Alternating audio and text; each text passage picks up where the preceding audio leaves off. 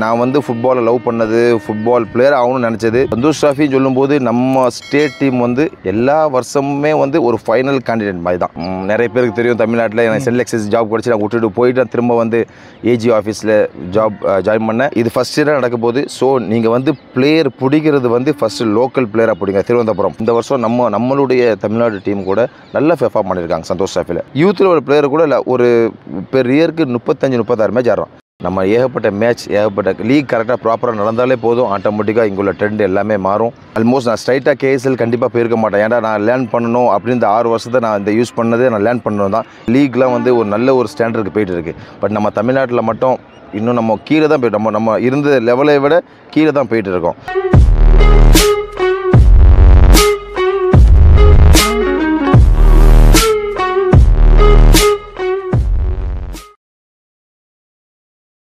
ஆனால் இப்போ காளிங்கிறவர் வந்து இப்போ ஏ லைசன்ஸ் கோச்சுன்னு எல்லாத்துக்கும் வந்து தெரியும். ஆனால் அவர் காயல்பட்டினத்துலேருந்து சென்னைக்கு எப்படி வந்தார், எவ்வளோ ஸ்ட்ரகிள்லாம் பண்ணார், அதுலேருந்து சொல்ல முடியுமாண்ணே?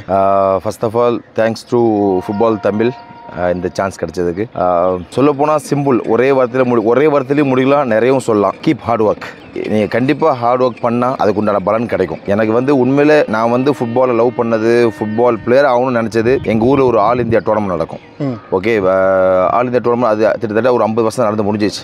நான் அதில் பால் பாயிலேருந்தே இருந்திருக்கேன். சின்ன வயசில் நான் வந்து 5th 6th படிக்கும் பால் பாயிலே இருக்கேன். அப்போ வந்து நான் நிறைய டீம் பிளேயரை பார்த்து, நிறைய டீம் வந்திருக்கு, இந்தியாவில் எல்லா ஸ்டேட்டோட டீம் வந்திருக்கு. அதை பார்த்து தான் ஃபஸ்ட்டு எனக்கு வந்து ஒரு ஃபுட்பால் பிளேயர் ஆகணும் அப்படின்னு ஒரு ஆசை வந்துச்சு. ஆசை வந்ததுக்கப்புறம் ஒரு ஜாலியாகவே விளாட்னோம் ஸ்கூல் படிக்கும்போது. அதுக்கப்புறம் ஒன்ஸ் 11th வந்ததுக்கப்புறம் தான் அதை ஒரு சீரியஸாக எடுத்து விளாட்னோம் 11th 12th. அது மூலமாக எனக்கு ஒரு ஸ்போர்ட்ஸ் கோட்டா எனக்கு காலேஜில் கிடச்சிது, ஃப்ரீ சீட் கிடச்சி. திருச்சி ஜமாமு காலேஜில் நான் அங்கே பிகாம் படித்தேன். பிகாம் முடிச்சதுக்கப்புறம் எனக்கு அந்த டைமே அந்த 3rd இயர் படிக்கும்போது எனக்கு சந்தோஷ் டிராஃபி வாய்ப்பு கிடச்சிது.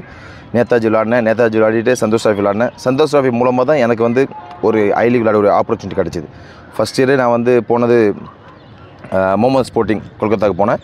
அங்கேருந்து தான் என்னுடைய லைஃப் ஸ்டார்ட் ஆச்சு, ப்ரொஃபஷனல் லைஃப். அதுலேருந்து கிட்டத்தட்ட ஒரு 11 வருஷம் நான் வந்து ஐ லீக் விளையாடிருக்கேன். அதுக்கப்புறம் அதுக்கு இடையில் நம்ம ஒரு 8 வருஷமாக சந்தோஷ் டிராஃபி விளையாடிருக்கோம். சந்தோஷ் டிராஃபின்னு சொல்லும்போது நம்ம ஸ்டேட் டீம் வந்து எல்லா வருஷமுமே வந்து ஒரு ஃபைனல் கேண்டிடேட் மாதிரி தான். நம்ம டீம் வந்து ஒரு டஃப் ஃபைட்டாக தான் இருக்கும். எப்போவுமே எல்லா வருஷமுமே டஃப் ஃபைட்டாக இருக்கும். நம்ம டீம் வந்து எல்லா வருஷமும் நிறைய வருஷம் வந்து செமிஃபைனல் வந்து லாஸ் ஆகிருக்கு. அதே சேம் டைம் நம்ம நேஷ்னல் கேம்ஸ் ரன்னர்ஸ் ஆகணும், ஃபைனல்ஸ் ட்ரை பிரேக் தோற்றோம். ஸோ இதே மாதிரி இதெல்லாம் ஒரு பக்கம் இருந்துட்டு நெக்ஸ்ட்டு அதுக்கப்புறம் எனக்கு ஸ்போர்ட்ஸ் கோட்டா ஜாப் கிடச்சிது. நிறைய பேருக்கு தெரியும், தமிழ்நாட்டில் எனக்கு சென்எக்ஸஸ் ஜாப் கிடச்சி நான் விட்டுட்டு போயிட்டு திரும்ப வந்து ஏஜி ஆஃபீஸில் ஜாயின் பண்ணேன். இப்போ அதுக்கப்புறம் நான் வந்து இப்போ ஏஎல்எஸ்எஸ் முடித்து இப்போ கோச் ஆகியிருக்கேன். ஓகேண்ணா, இப்போ நீங்கள் சென்னை எஃப்சியில் ஹெட் கோச்சாக வந்திருந்தீங்க அண்டர் 17க்கு. ஸோ அதை விட்டுட்டு ஒய் கேஎஸ்எல்னா?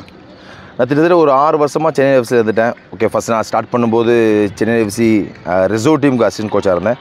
அங்கேருந்து சென்னை எஃப்சி அண்டர் 15 ஒன்ஸ் பிஎல்எஸ்எஸ் முடிச்சதுக்கப்புறம் அண்டர் 17 வந்தேன். திரும்ப நான் ஏஎல்எஸ்எஸ் முடித்தேன். எதுக்கு நான் வந்து கேஎஸ்எல் போனேன் அப்படின்டா, நான் யூத் லெவலில் இருந்தாச்சு. ஆல்மோஸ்ட் நான் ஸ்ட்ரைட்டாக கேஎஸ்எல் கண்டிப்பாக போயிருக்க மாட்டேன். ஏன்னா நான் லேர்ன் பண்ணணும் அப்படின்னு இந்த 6 வருஷத்தை நான் இந்த யூஸ் பண்ணதே நான் லேர்ன் பண்ணணும் தான். இன்னும் still I want to learn. இது ஃபஸ்ட்டு நான் அதுக்காக வேண்டி தான் நான் இதை விட்டுட்டு நான் ஒரு சீனியர் லெவல் போனது. சீனியர் லெவல் அங்கே போக காரணம் என்னென்னா, ஒரு ஃபாரின் கோச் இருக்காங்க, ஃபாரின் பிளேயர்ஸ் இருக்காங்க. ஸோ நிறைய விஷயங்கள் நான் லேர்ன் பண்ணேன் அங்கே போயிட்டு. அட் த சேம் டைம் இன்னும் நான் வந்து நிறைய லேர்ன் பண்ணணும், அது ஒரு பக்கம் இருக்குது. இது ஒரு ரீசன் ப்ளஸ் இது வந்து எனக்கு ஒரு நல்ல ஒரு எக்ஸ்பீரியன்ஸ், எனக்கு ஒரு நல்ல ஒரு எக்ஸ்போசர். இந்த ஒரு ஜாப் வந்து இப்போது கேரளா சூப்பர் லீக் நான் போனது எனக்கு ஒரு நல்ல ஒரு எக்ஸ்பீரியன்ஸாக இருந்துச்சு, எனக்கும் ஒரு நல்ல ஒரு எக்ஸ்போசராக இருந்துச்சு. ஓகே, நான் திருவனந்தபுரம் கொம்பன் எஃப்சி இப்போ உங்களுக்கு எந்த அளவுக்கு ஸ்பெஷல்? சொல்ல போனால் ஃபஸ்ட்டு எங்கள் அந்த சூப்பர் லீக் ஆஃப் கேரளா 6 டீமில் வந்து நான் ஃபஸ்ட்டு எங்கள் கிளப்புக்கு சொன்னது வந்து என்னென்னா, இது ஃபஸ்ட் இயராக நடக்க போகுது. ஸோ நீங்கள் வந்து பிளேயர் பிடிக்கிறது வந்து ஃபஸ்ட்டு லோக்கல் பிளேயராக பிடிங்க. திருவனந்தபுரம் ஃபஸ்ட்டு இதுக்கு நான் கொஸ்டின் ஆன்சர் வரேன். ஃபஸ்ட்டு லோக்கல் பிளேயராக பிடிங்க. ஏன் லோக்கல் பிளேயராக பிடிங்கன்னா, ஃபேன் பேஸ் அந்த கல்ச்சரை உருவாகிறதுக்கு, ப்ளஸ் என்னென்னா அந்த ஃபேன் பேஸை பிடிக்கிறதுக்காக வேண்டி. அது மட்டும் இல்லாமல் அங்கே பிளேயர் முடிஞ்சிருச்சா தென் கேரளாக்குள்ளே பாருங்கள் பிளேயர். அதுக்கப்புறம் தான் நீங்கள் கேரளா விட்டு வெளியே போகணும். நான் ஃபஸ்ட்டு அவங்களுக்கு சொன்னேன். அதை கண்டிப்பாக எங்கள் மேனேஜ்மெண்ட் அதை ஏற்றுக்கிட்டாங்க. அது மட்டும் இல்லாமல் அந்த சூப்பர் லீக் ஆஃப் கேரளாவில் எங்கள் டீம் தான் அதிகமான மலையாளி உள்ள டீம். ஒன்றாவது ஃபஸ்ட்டு. மற்ற டீமை கம்பேர் பண்ணும்போது நம்ம டீம் தான் அதிகமான மலையாளி பிளேயர்ஸ் உள்ள டீம். மற்ற டீமில் நிறைய பேர் வந்து Punjab, Kolkata, north east player நிறைய பேர் இருந்தாங்க. நம்ம டீம் தான் அதிகமாக இருந்தாங்க Malayali players. At the same time எங்கள் டீம் தான் யங்கஸ்ட் பிளேயர் வேறு. ஒரு டீமில் அங்கே ஒரு ரூல்ஸ் வச்சு தான் அண்டர் 23 பிளேயர்ஸ் 5 பிளேயர்ஸாக சைன் பண்ணோம். பட் நாங்கள் 10 பிளேயர்ஸ் சைன் பண்ணி வச்சிருந்தோம். இது இருக்கிற எல்லாமே ஃபியூச்சர் டெவலப்மெண்ட்டுக்காக வேண்டி தான்.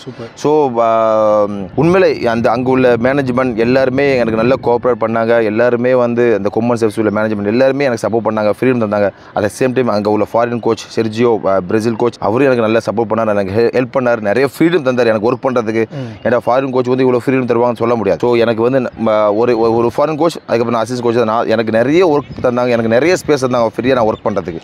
ஸோ உண்மையிலே எனக்கு ஒரு நல்ல ஒரு எக்ஸ்பீரியன்ஸ் தான். என்னோட கொஸ்டின் கூட அடுத்தது அதுவாக தானே இருந்தது, ஃபாரின் கோச்சிட்ட எந்த அளவுக்கு லேர்ன் பண்ணீங்கன்னு. பட் அதுக்கான ஆன்சர் வந்து கொடுத்துட்டிங்கன்னா, இப்போ உங்கள்கிட்ட வந்து நிறையா ஸ்டூடெண்ட் வந்து இருந்திருப்பாங்கன்னா அதில் பிளேயர்ஸ்லாம் நிறைய இம்ப்ரூவ் பண்ணுறதுக்கு வந்து நிறைய ஐடியா உங்கள்கிட்ட வந்து கேட்குறாங்களாண்ணா? ஏன்னா நீங்கள் கொடுக்குற இன்புட் வந்து அவங்க பொட்டன்ஷியலாக எடுத்துக்கிற அளவுக்கு குவாலிட்டியாக இருக்காங்களாண்ணா அங்கே? உண்மையில கேரளா ஃபுட்பால் நல்லா டெவலப் ஆகிட்டு இருக்கு. ஏன்னா அங்கே உள்ள லீக் அதே மாதிரி சிஸ்டம் போயிட்டு இருக்கு. நிறைய யூத் லெவல்லேருந்து நிறைய ஏகப்பட்ட லீக் நடந்துட்டு இருக்கு. அட் த சேம் டைம் அங்கே உள்ள பிளேயர்ஸும் இப்போ வந்து எல்லாருமே 7s விளாட்ற பிளேயர்ஸ் தான். ஸோ இப்போ வந்து எல்லாருமே வந்து அந்த 11s விளாட்றதுக்கு ஆர்வமாக வர்றாங்க. ஸோ இந்த வருஷம் நம்மளுடைய தமிழ்நாடு டீம் கூட நல்லா பெர்ஃபார்ம் பண்ணியிருக்காங்க சந்தோஷ் ட்ராஃபியில். நல்ல ஒரு ரெக்கமெண்டேஷன் இல்லாமல் நல்ல ஒரு பிளேயர் எல்லாருமே எடுத்திருக்காங்க. நல்ல ஒரு செட்டப். என்னை பொறுத்த வரைக்கும் இது ஒரு பெஸ்ட் டீம். தமிழ்நாடுக்கு இது ஒரு பெஸ்ட் டீம். கண்டிப்பாக இந்த டீம் சக்ஸஸ் பண்ண சான்ஸ் அதிகமாகவே இருக்குது. நம்ம டீம் வந்து நல்ல ஒரு பெஸ்ட் டீம். நிறைய வருஷத்துக்கு அப்புறம் நல்ல ஒரு பெஸ்ட் டீம். எந்த ஒரு ரெக்கமெண்டேஷன் இல்லாமல் இருந்தால் கண்டிப்பாக எந்த ஒரு யார் தலைப்பாடு இல்லாமல் அந்த கோச்சஸ் கிட்டே ஃப்ரீயாக கொடுத்தாலே போதும். கண்டிப்பாக அது நல்ல டீம் கிடைக்கும், நல்ல ரிசல்ட்டும் கிடைக்கும். கண்டிப்பாக அதை கூட இப்போ கூட நான் மோகன் ராஜன் கூட கேட்டேன் நான் ஒரு கொஸ்டினா, கோச் வந்து கொடுக்குற டீம் வாங்கிட்டு போகணுமா இல்லை டிமாண்ட் பண்ணி வாங்கிட்டு போகணுமான்னு. அதுக்கு ஆப்வியஸாக எனக்கு முக்கியம் டிமாண்டு தான். என் பிளேயர்ஸ் நான் தான் சூஸ் பண்ணணும், யாரோ ஒருத்தவங்க சூஸ் பண்ணுறதை வந்து கொண்டு போக மாட்டேன்னு சொன்னார். கண்டிப்பாக ஒரு கோச்சுக்கானது என்னோடய பிளேயர்ஸை நான் ரெடி பண்ணுற டீம் தான் அப்படிங்கிறது இருக்குண்ணா. ஆனால் திருவனந்தபுரம் கொம்பன் செஃப்சி வந்து சைன் வந்து பண்ணிட்டீங்க. நம்ம ஊரில் இந்த மாதிரி லீக் நடக்கலையே, இங்கே உள்ள டீமுக்கு வந்து நம்ம கோச் பண்ண முடியலைங்கிற ஃபீல் வந்து உங்களுக்கு இருக்காண்ணா? கண்டிப்பாக எனக்கு இருக்குது. ஏன் அப்படின்ட்டா நம்ம நியரஸ்ட்டு ஸ்டேட் தான் கேரளா, பெங்களூர், கர்நாடகா. ஸோ அங்கெல்லாம் வந்து ஒரு லீக்லாம் வந்து ஒரு நல்ல ஒரு ஸ்டாண்டர்டுக்கு போயிட்டு இருக்குது. பட் நம்ம தமிழ்நாட்டில் மட்டும் இன்னும் நம்ம கீழே தான் போய்ட்டு நம்ம இருந்த லெவலை விட கீழே தான் போயிட்டு இருக்கோம். ஸோ கண்டிப்பாக அந்த ஒரு ஃபீல்டு நம்மகிட்ட கண்டிப்பாகவே இருக்குது. ஏகப்பட்ட டீம்ஸும் இருக்குது. பிளேயருக்கு வந்து விளையாடுறதுக்கு 2 ஸ்டேட்டும் பார்த்துக்கிட்டா ஏகப்பட்ட டீம்ஸ் இருக்குது, ஏகப்பட்ட மேட்சஸ் விளாட்றாங்க.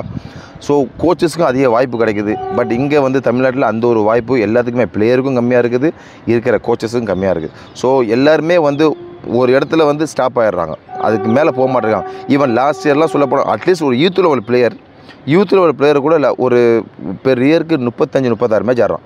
லாஸ்ட் இயர் நாங்கள் ஆடினோம் under 17 team. Last year 36 match ஆடினோம். ஒரு யூத் லெவல் அண்டர் 17 டீம் தான், அண்டர் 17 பிளேயர்ஸ். பட் ஒரு சீனியர் லெவல் பிளேயர் அது விளாடணும் கண்டிப்பாக.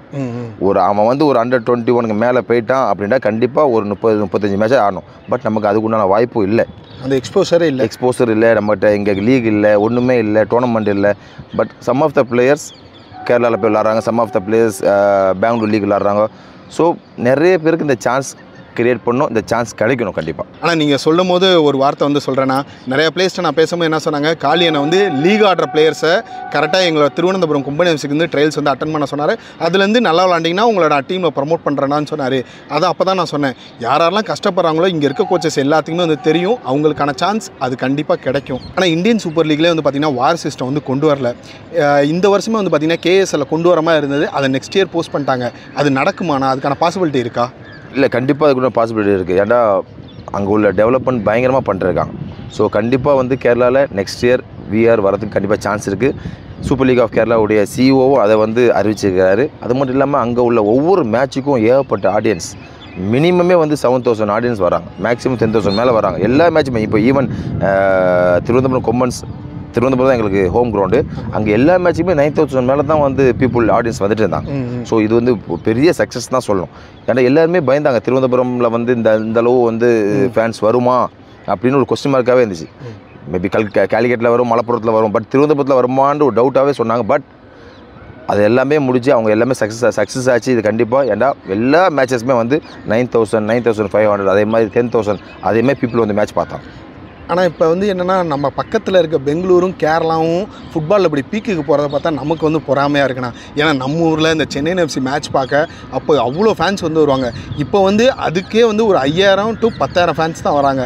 அந்த நிலைமையெல்லாம் மாறும்னு நினைக்கிறேண்ணா. இல்லை கண்டிப்பாக மாறணும். ஏன்னா வந்து தமிழ்நாடு ஸ்டேட் வந்து ஒரு கிரிக்கெட் ஸ்டேட் தான். ஸோ அது வந்து கண்டிப்பாக மாறணும். நம்மளுடைய ஃபுட்பால் அசோசியேஷன் அதை மாற்றணும், ஃபுட்பால் ஸ்டேட்டை ஆக்கணும். நம்ம ஏகப்பட்ட மேட்ச் ஏகப்பட்ட லீக் கரெக்டாக ப்ராப்பராக நடந்தாலே போதும், ஆட்டோமேட்டிக்காக இங்குள்ள ட்ரெண்ட் எல்லாமே மாறும். ஸோ அது நடக்கும்னு நம்ம விரும்புகிறோம். அது நடக்கணும் கண்டிப்பாக. ஆனால் இந்த வருஷம் சந்தோஷ் ட்ராஃபி ஆல் இண்டியா வந்து குவாலிஃபைடு வந்து ஆகிட்டாங்க. அந்த டீமை பற்றி உங்களோட ஒப்பீனியன் என்ன கொஞ்சம் சொல்ல முடியுமாண்ணா? கண்டிப்பாக இந்த வருஷம் உண்மையில் நல்ல டீம். நான் ஒரு மேட்ச் பார்த்தேன், இந்த வருஷம் நல்ல டீம், நிறைய வருஷத்துக்கு அப்புறம் நல்ல டீம். லாஸ்ட்டாக வந்து 2016 என் கேப்டன்ஷிப்பில் நம்ம நாக்பூர் போனோம். நாக்பூரில் செமிஃபைனலில் மகாராஷ்டிரா கூட தேவையில்லாத ஒரு 1-0 தோதோம். நம்ம டீம் வந்து அங்கே ஒரு கோலுமே வாங்கலை. மொத்தம் டோட்டலாக அங்கே ஒரு லீக் ஒரு 5 மேட்சஸ், செமிஃபைனல் ஒரு 6th மேட்ச் நம்ம செமிஃபைனல் அந்த லீக் ரவுண்டில் ஒரு கோலுமே வாங்கலை. செமிஃபைனல் மட்டும் ஒரு கோல் வாங்கி தோற்று நம்ம செமிஃபைனலில் மகாராஷ்டிரா கூட தோற்று நம்ம வெளியே வரோம் 2016. அதுக்கப்புறம் கிட்டத்தட்ட ஒரு 6-7-8 வருஷம் ஆச்சு. திரும்ப இப்போ என்ட்ரா இருக்கும். இந்த வருஷம் உண்மையில சொல்லப்போனால் நல்ல டீம் நல்லா இருக்குது. நல்ல ஒரு யங் பிளேயர்ஸ் எல்லாருமே, some of the mixed experience player இருக்காங்க. சொல்லப்போனால் நிறைய வருஷத்துக்கு அப்புறம் இது நல்ல டீம். இவங்க அங்கே போய் கண்டிப்பாக ஒர்க் அவுட் பண்ணால் கண்டிப்பாக இந்த வருஷம் நல்ல சக்ஸஸ் பண்ணலாம், கண்டிப்பாக நல்ல ரிசல்ட் கிடைக்கும். ஆனால் இந்த வருஷம் சந்தோஷ் ட்ராஃபியை பற்றி சொன்னீங்க. நான் உங்கள்கிட்ட அடிக்கடி கேட்குறது, எப்போ நம்ம தமிழ்நாடு டீம் கோச் பண்ண போகிறீங்க அப்படின்னு. கேப்டனாக விளையாண்டுட்டீங்க, ஸோ எப்போ கோச் பண்ண போகிறீங்க? அதுக்கு டைம் இருக்குது, நிறைய டைம் இருக்குது. ஓகே, இப்போ நான் ஆல்ரெடி சொன்னது தான், still I am learning process தான் இருக்கேன். ஸோ அதுக்கு நிறைய டைம் இருக்குது. கண்டிப்பாக ஒரு நாள் பண்ணலாம், பார்க்கலாம். ஓகேண்ணா, இப்போ நீங்கள் சொன்னீங்க லேர்ன் பண்ணிக்கிட்டு இருக்கீங்க. காலி அலாவுதீன் நெக்ஸ்ட்டு என்ன அப்படிங்கிற ஒரு கொஸ்டின் எனக்கு தோணுதுண்ணா. இது வந்து இந்த கொஸ்டினுக்கு ஆன்சர் நம்ம கிட்ட கிடையாது. எல்லாமே வந்து அந்த இறைவனுக்கு தான் தெரியும், நமக்கு எதுவுமே தெரியாது. So let's see the future. ஓகேண்ணா, கண்டிப்பாண்ணா. ஆனால் உங்களை ஒவ்வொரு டைம் பார்க்கும் போதும் நான் எந்த அளவுக்கு ஹம்பிளாக இருக்கேன்னா அதை விட நீங்கள் பல மடங்கு ஹம்பிள் வந்துருக்கீங்க.